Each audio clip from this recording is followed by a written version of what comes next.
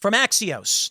AOC floats Trump impeachment over Iran strikes, saying in a shocking declaration, one of the most high-profile progressives, they say considerable inter-party scorn has been heaped on Reps Shri Thanedar and Al Green for floating impeachment.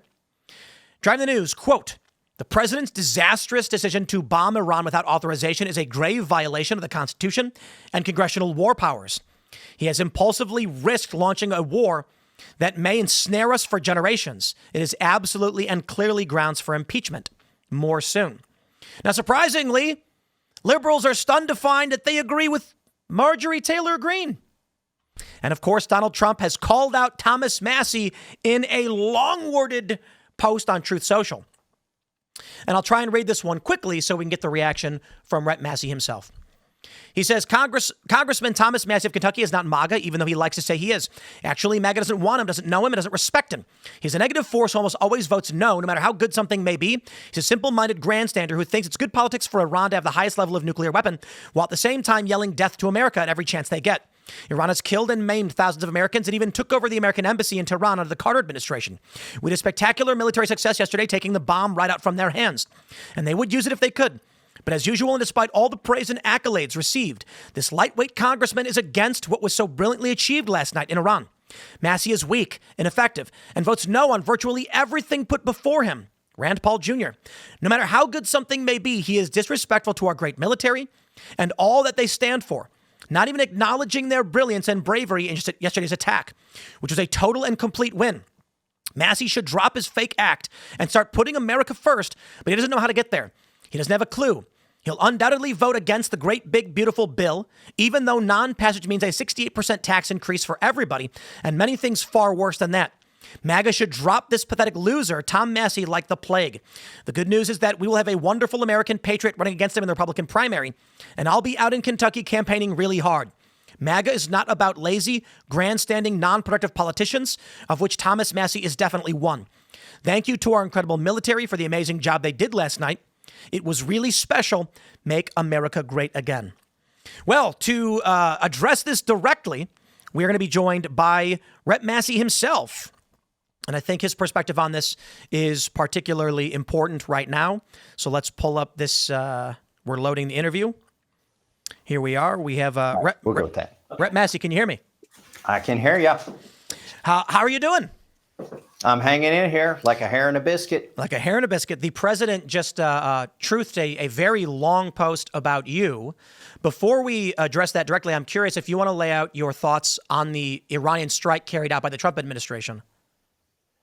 Well, he should have come to Congress first. When we did the first Iraq war, they came to Congress. We debated it. I mean, I wasn't here at the time. I listened to it on the radio. I remember listening to the debate about whether to go to war in Iraq.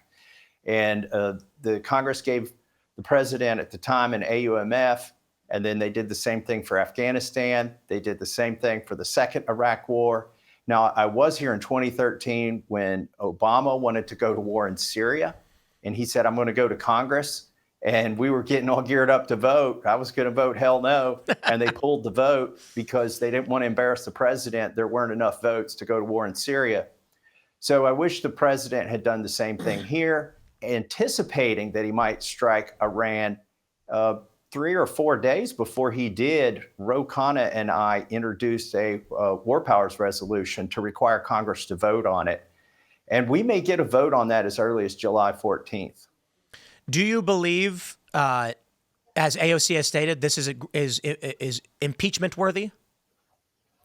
No, impeachment isn't a serious solution. It doesn't solve anything here. The attack has already been done. I'm part of a coalition that I want to keep together. It's a coalition inside of the Republican Party, who I would include J.D. Vance and Tulsi Gabbard in it, frankly, who joined in support of this president because we didn't want another regime change war in the Middle East. And so to go off about impeachment does no good whatsoever in this circumstance. We have tools available to us to rein this back in here in Congress, and that's called the War Powers Act. So that's what I'm using. Do you think this conflict will escalate? And if so, how far do you think it goes? Well, that's a good question. The 3 bomb sites to stop Iran may turn into the 2025 version of 14 days to slow the spread. Uh, you just don't know where it's going to go next. It's really up to Iran. Iran has as much say in this now as anybody. And it doesn't look like the regime is being toppled by the people at the moment. So here's my question to the president or to his advisors. Let's say the missile defense runs out in Israel. They run out of anti-missile defense munitions, and Tel Aviv starts getting pummeled. Would the president, in that circumstance, try to engage our military in the defense of Israel? That's a tough question, I think. What if they shut down the Strait of Hormuz and raise the price of oil? Is this the end of it? I'm worried that it's not. And what if this regime just goes underground and instead of allowing weapons inspectors into their program, just says we're going to do a completely secret program like North Korea, and you'll have no idea how far along we are? Or what if they go buy weapons from Russia or North Korea? Who knows where this goes? But we shouldn't be a co-combatant in a hot war. To say this is not an active war is actually very laughable. This is a hot war. 2 nations are exchanging blows every day, and we stepped into the middle of it. JD Vance said, we're not at war with Iran. We're at war with Iran's nuclear program. And look, as much as I can respect, JD Vance had been opposed to this from everything we've gathered. That seems like an absurd statement to make. You bomb a foreign country. That's an act of war. And you can try and claim, obviously in my opinion, that we are not at war. But I think, as you mentioned, Iran's going to say, yes, we are. So in that regard, you tweeted out this was not constitutional. Can you explain why this is not constitutional? Because it's an act of war, and, authorizing the president to wage war, not the act of waging war, but the authorization to do it belongs to Congress. The founding fathers put it there. Congress doesn't pick the targets. We don't pick the timing. I've heard arguments that say, well, you lose the element surprise if you go talk to Congress and give them a briefing. And yeah, I've got some colleagues who are absolute bozos. I mean, they bring their purses into the briefings with their phones in them, and then their phones start ringing, and everybody looks at them like, all right, what are you doing? And then they try to act like there's not a phone in their purse and it's ringing. Any case, you can't brief Congress on everything, but the element of surprise can still be there, just like it was in both Iraq wars and the Afghanistan war, and they could be briefing us. And by the way, talk about another inconsistency here. I saw Mike Johnson tweeted, he said, hey, there was an imminent threat to America, and so the president had to act. Well, why were we on recess? By the way, I submitted my war powers resolution while we were on recess. They do something called a pro forma session every 3 days where the House is open for like 5 minutes. And you can jump in there and introduce legislation during those 5 minutes. And that's when I put the war powers resolution in the hopper. But what really should have happened is Mike Johnson should have called all of us back, and we should have all been in D.C. receiving briefings and talking about what the next step should be.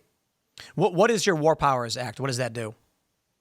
It's a privileged resolution, which means unless Speaker Johnson does something really funky, and he could do some really funky things with the Rules Committee, unless he does something really funky, the law requires him to bring up our resolution and have a vote on whether this president is authorized to stay engaged in hostilities.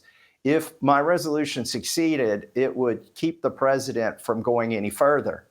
So basically, it wouldn't be a bad thing. If he says he did 3 strikes and that's it and he's done, why not be in favor of my resolution, or at least agnostic to it? Because it just says you have to withdraw from hostilities. It doesn't impeach him or anything for some, or even incriminate him for something that he's already done. And by the way, Tim, I hear people saying, "Oh, well, the president had the authority to do this without Congress," and they cite the War Powers Act, the very legislation that I'm using to bring this bill to the floor.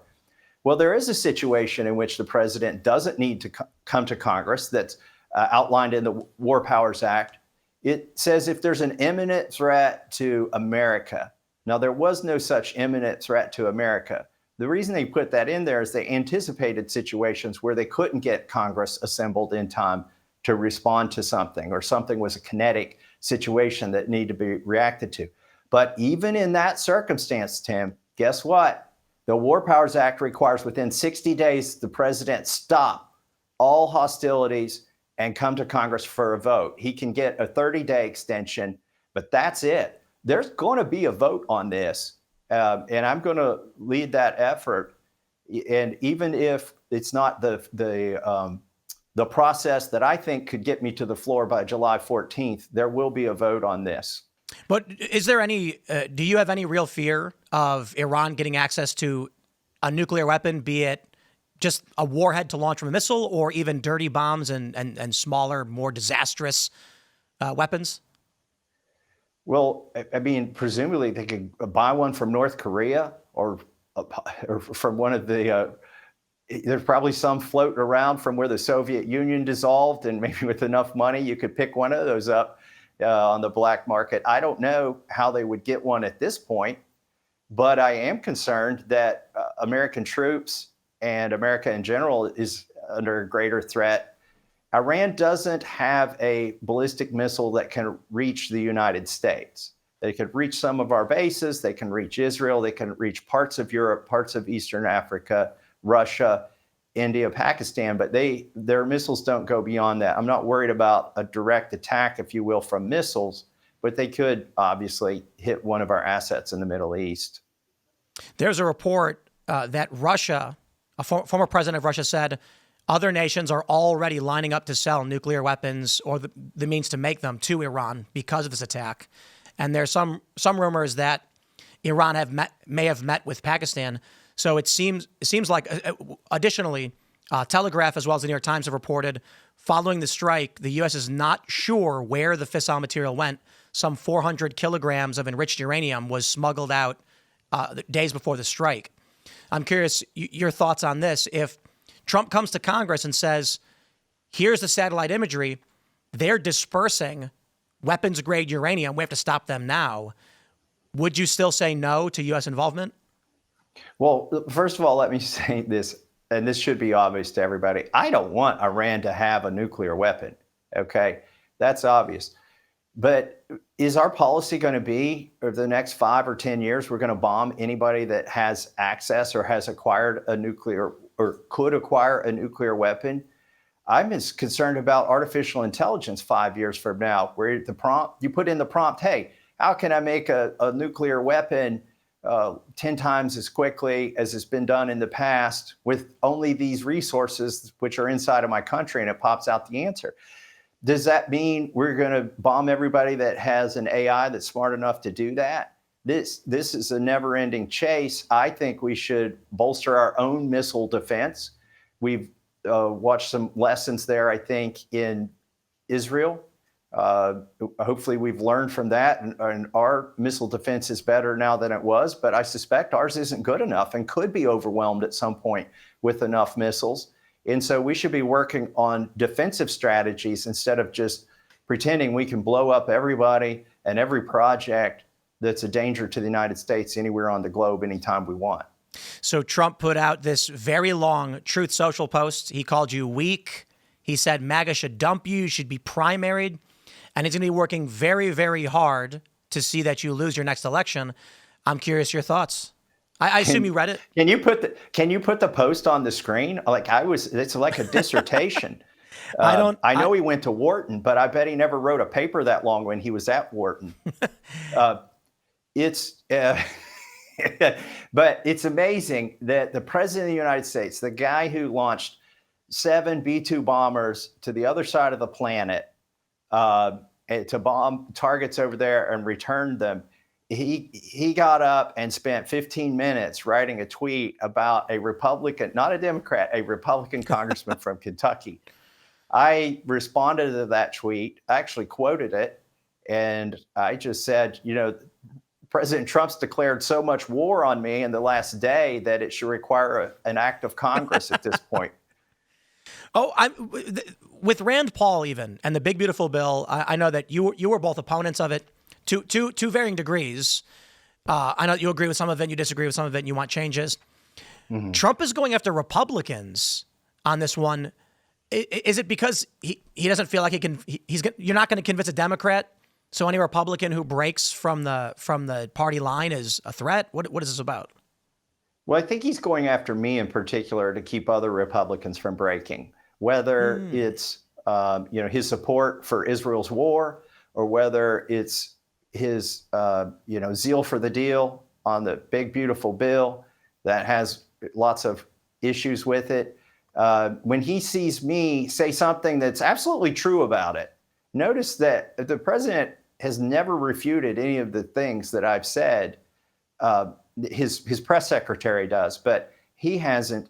And that just shows you that he's coming after me to show the other Republicans in Congress, hey, that horse got out of the barn and we're whipping that horse as hard as we can. You can't withstand that kind of whipping. You better stay in the barn. And I've had interactions with President Trump going all the way back to 2020. Some of them been cordial, some of them been adversarial. What he does know is I'm not changing my mind on this stuff.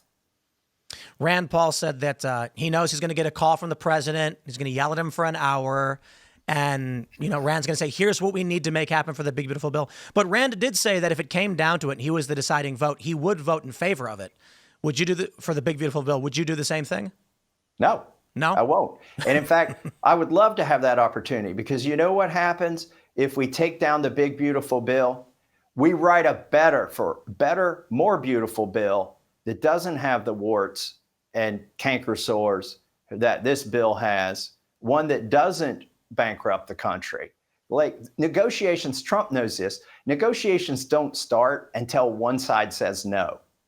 And the reason the blue state Republicans got what they wanted in the House version of the bill, and the Freedom Caucus did not, is the Freedom Caucus wasn't willing to vote no. They weren't willing to go against what they presume President Trump wants, but those blue state Republicans were willing to go no, and so they got what they wanted. Now, the Senate says they're taking that blue state giveaway that would, enrich actually sanctuary cities and states like California and New York. The Senate says they're taking that out now. So that'll set up an interesting dynamic when this bill comes back to the House. That was the SALT, the state and local tax deductions. Yeah. The argument. It means if you live in a sanctuary city that has super high real estate taxes and you're affluent and you itemize your taxes, that you don't have to pay as much tax as somebody who lives in Kentucky and has the same income but has lower property taxes. Right. So, do you think where are we at with that? Is that's coming up for a vote in a couple weeks, or where? Well, they're going to play brinksmanship with it. Let's talk about that. The Senate is, they're taking their sweet time, and they have every right to be deliberative and go through this bill one by one, and they actually might make it better. I don't know if they can make it better enough that I would vote for it. There's a possibility.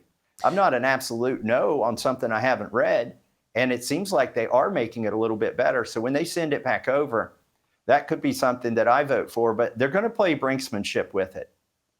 Here in the House, we had just a few hours to read the big, beautiful bill before it passed. And I think they're going to do the same thing, but they're going to use the pressure of the debt limit expiring and having a default on our national debt, and they're going to try to use that pressure sometime in July when all that expires. So I think they've picked a deadline, and they're really just wasting time until we get to that deadline so they can use that crisis to motivate even more votes for that bill. Well, Trump says in that post that taxes are going to go up by 68%. There's a lot of Americans who see that short-term tax relief, no tax on tips. And then you got the gun rights people. They love the short and the Hearing Protection Act in there. What the issue of the deficit spending and the debt is a bit more foreign to the average person. They don't understand how it's going to negatively impact them. So what is your concern with those issues? Well, first of all, I'm the chairman of the Second Amendment Caucus here in the House of Representatives. I couldn't be more excited that there won't be a tax on suppressors. Okay, that is excellent. I would take it off of all of the NFA weapons. I would take them all out of the registry. I would repeal the 1934 NFA.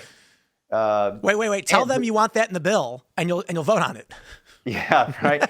So yeah, maybe we can get even sweeter here with the gun provisions. But I'm in favor of that, and also as far as extending the Tax Cut and Jobs Act of 2017, that wouldn't be a hard vote for me. I voted for the 2017 Tax Cut and Jobs Act. Okay. But there's a reason all of those tax cuts expire this year, and that's because they couldn't make the budget balance and keep those tax cuts going on forever. So they set up a situation in 2025 where they knew this would be an issue. Guess what they're doing inside of this bill again? They're going to extend the Tax Cut and Jobs Act for 10 years, but the no tax on tips, the tax break for seniors, and the no tax on overtime is only going to last 3 years. And conveniently, that means when it all expires, Trump's not going to be president. There will have been 2 Senate elections and 2 House elections between now and then. So a lot of these people won't be around. And the people who inherit this are going to call those expiring provisions a fiscal cliff. And so they will renew those tax cuts. There also, what will expire is there's $100 billion more of military spending in this big, beautiful bill. But it's all in the first 3 years. And so when that expires, they're going to say, oh, my gosh, you're going to decimate our military. They'll call it a fiscal cliff. Yeah. And so those savings, the way they get these 10-year budgets to balance is they spend like drunken sailors in the first 5 years. They give everybody all the goodies they want in the first 5 years. And then in the second 5 years, they take the goodies away and they keep a lot of this spending in, and it never does balance. I want to go back to Iran, because there are a lot of people, when Donald Trump was running for his reelection, they said Trump is the no new wars president. And I particularly appreciated that. I did not vote to have strikes in Iran. I'm not going to go so crazy and say Trump should be impeached like AOC or anything like that. I hope it works out for the best. But there are a lot of people that are just immediately on board, many prominent personalities. I'm curious your thoughts on that phenomenon where many people who touted this no new wars are now saying, Trump's doing it. I trust Trump. Great. Let's go. Well, some of them are my friends, like J.D. Vance. He was very skeptical of the war in Ukraine. He and I had, private meetings over at a building near here about how to wind down the war in Ukraine when he was a U.S. Senator. Tulsi Gabbard and I had a lot of conversations on the floor of the House about how we didn't need to be at war in Syria and we shouldn't be doing the covert operations that were going on there. So I know that coalition still exists. They cannot be as vocal now in the jobs they have as I think they would be otherwise. Marjorie Taylor Greene she's staying true to the course here on the MAGA promise of no new wars, no regime change. A lot of us are getting whiplash though, because the president has changed course. I think even some of his advisors and spokespeople, they go out one day and say this isn't about regime change, and then the next day he blows all that up with a tweet. Yeah, that's always been what he does. He put out that truth post saying regime change, but it sounds like what he's saying. I think J.D. Vance asked about this. He's saying internally they should remove their government, not U.S. boots on the ground. How do you do that? I mean, cross your fingers and make a wish. And then here's what else happens. You take out a government, the country collapses and it devolves into anarchy and civil war.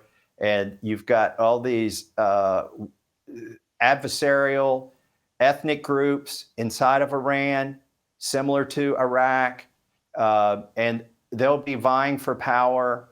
It won't be obvious what evolved from that, and somebody has to step in and restore some kind of semblance of structure in the meantime. And that's where you get bogged down. Then we got to look, the Do you know what? This isn't like a Tucker Carlson. Do you know the population of Iran? I'll give you the answer. 92 million. Yeah, yes, I'll give you the answer.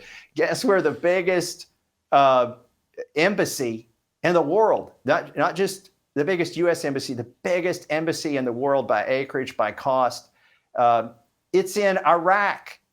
Okay, like we're going to end up building a giant. If there's like regime change in Iran, we'll probably build, a Tajma embassy in Iran. And then, nobody wants to see on the evening news pictures of the embassy being overrun like we saw in Libya. Yeah. So they build a really big one. These are like anchors that keep us there forever. That's what I'm concerned about. That's if the people who've been in charge in the deep state, in the part of the government that doesn't change when you have elections, if they have their way, we'll be there forever. And the military industrial complex is, they're just going to be giddy that we're blowing up all these missiles right now. Well, last question, just real quick. J.D. Vance, Tulsi Gabbard, they don't want war. They were, even J.D. Vance was critical of this hitting the Houthis.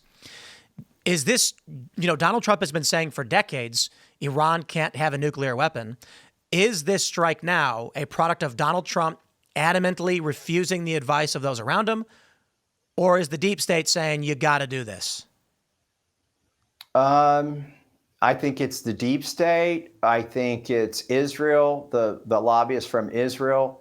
I think it's the military industrial complex. He may think in some way this helps the economy. This also, it may help his popularity rating, frankly. It's unpopular to be against a president who's at war. Yeah.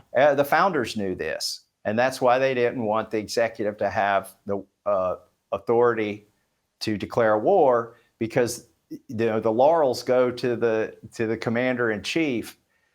So I'd say there are a lot of different reasons for it. I don't want to say he's insincere. He probably does want to take out any nuclear capability of Iran. It's just not clear that we're going to be able to do that, and that we're not on a treadmill now where every year you have to bomb something based on some report from some foreign government's intelligence. Yeah. I think the media is going to be on board. I think we might start seeing articles pop up saying Trump has never been more presidential. Their ratings are going to skyrocket from this. Look, that's the irony. All of the media who hates Trump is going to like him for this.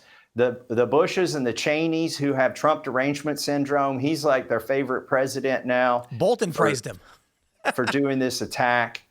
There are people who, by the way, Liz Cheney, Max donated to my primary opponent. And now she's the happiest can be with Donald Trump. And if I could, before we run out of time, I do want to say something about my next primary because you opened with that. So you can't run to the right of me in Kentucky. There is no room to the right of me. So for 3 primaries in a row, people have tried running to the Trump of me. They say I'm not Trump enough. But the reality is when you dig down into it, I'm the original America First congressman. That has always been my platform, even when it cost me in popularity. And so over 12 years, I've developed that understanding with my constituents. And so I think it's going to be hard to come at me from the right, but the president now hit the cronies that are around him, the leeches that make money off of his political enterprise. They say they're starting a super PAC now whose sole purpose is to take me out of office. Wow. And then you have AIPAC, which is the Israeli lobby, spent $400,000 against me last cycle. I would say a lot of the money that those leeches that are around Trump are going to use is probably going to be Israeli lobby money, because what American would waste their money trying to take out an America First congressman? So that's what you're going to see. It's going to be a hell of a fight. I mean, I've never got less than 75% in any of my primaries. I'm not saying that's going to be the case this time. I'll probably have millions and millions of dollars spent against me. They still haven't found a candidate yet who wants to try this. And trust me, they're searching hard in my district. Eventually, they'll find some schmuck to be in the TV commercials who has no record whatsoever. And they'll try to make him out to be, the next Ronald Reagan or something. But I need money, and I've been raising money every time the president attacks me. And trust me, I would prefer not to have the president attack me. People are like, oh, Massie's just doing this to raise money. That is not a fact. But once I get attacked, I have to raise money. When Trump attacked me the first time this year, I raised almost $400,000. The last time I raised $50,000. And in the last 24 hours, I've received $100,000. Wow. And that's off Twitter. I don't have campaign consultants that are doing a lot of work out there. This is just people sending me money because they know on X that I'm in trouble. So I just wanted to point out that that's how this works. I'm not grifting. I'm just trying to stay in office so I can promote the true America First agenda. Where can people find more? Well, since I'm in my congressional office, I am not going to give out my campaign website because I got the Capitol back here. And people would love to catch me up on that one. But you can tell them after I get off the screen. Oh, they can follow your X account, can't they? Yeah, I've got an official and a campaign account. So my official account is @Rep Thomas Massie. Follow me there for official news. And that's my day job. That's what I do to fight for the American people. Well, Representative Massie, I appreciate you joining me, explaining all of this. Thank you very much, and we'll see you next time. Thanks, Tim. Take care. That, of course, is Representative Thomas Massie, who I think is the best we have in Congress. I'm a huge fan. I think he's principled. I think he does a good job. I think Trump attacking him is not the apocalypse. I don't see him losing, and I don't completely agree with him. I like Rand Paul as well. Rand said if he's the deciding vote on the bill, he's going to vote for it. I think it's the right thing to do. But and there are a lot of people that want to rag on Massie because Trump's ragging on Massie, but Massie does a good job. He's a man of honor and principle, and I respect it, even when I disagree with it, and I hope that's what we get more of in Congress. I don't actually know his website. I can just probably search for it. His campaign website? I don't know. I Googled it. It didn't pop up. Sorry, Rep Massie. I don't know. Massie.house.gov. You guys can learn more. Maybe you disagree with him. Maybe you agree with Trump. That's fine. I was thinking it would be great to get his perspective on these things as they were going. So now we're going to get that raid for you guys and send you to hang out with Russell Brand, who is gearing up to go live right now. Smash the like button. Share the show with everyone you know. You can follow me on X and Instagram @TimCast. Thank you guys so much for hanging out. And shout out to Rep Massie. And we had Senator Paul on last week. It's been good hearing their perspectives. I don't know, guys. I'm fairly moderate. I trust Trump in this regard. I think he knows things we don't. I begrudgingly say okay to what's going on. I don't like it. I'm not for it. I think it's a stain on his presidency. I will criticize it. I will say, what I can. But I think Trump has done too good of a job. He has done so many good things in his first term and his second term that I view it largely as just good, just generally good. I said the other day that I view this as this brings his presidency into a net negative territory. Let me clarify that. I'm saying if this goes beyond the scope of what we expect it to be right now, we're in trouble. We're in net negative territory. As of right now, where we're at, we're teetering on the line, in my view. That's just me. I don't know everything. I'm just saying, striking Iran could open the door to devastating price increases, destabilization in the region, loss of human life. American soldiers are at risk right now. Is such tremendous risks to this. But I recognize I don't know the real security ramifications of what happens if Iran is giving out fissile material to lunatics. That's why I say it's a rock and a hard place. I would just vote no. Prove it to me before we drop bombs in a foreign country without going to Congress. Prove it to me. I don't think they did that. That's why I'm pissed. I feel like we were misled. But we'll see, my friends. We've got more segments coming up. Smash that like button. Share the show with everyone. As I said, you can go to timcast.com, join our Discord server, explain to us why I'm right, why I'm wrong, whatever it is you think, and join the community. Thank you all so much for hanging out, and we will see you all in the next segment.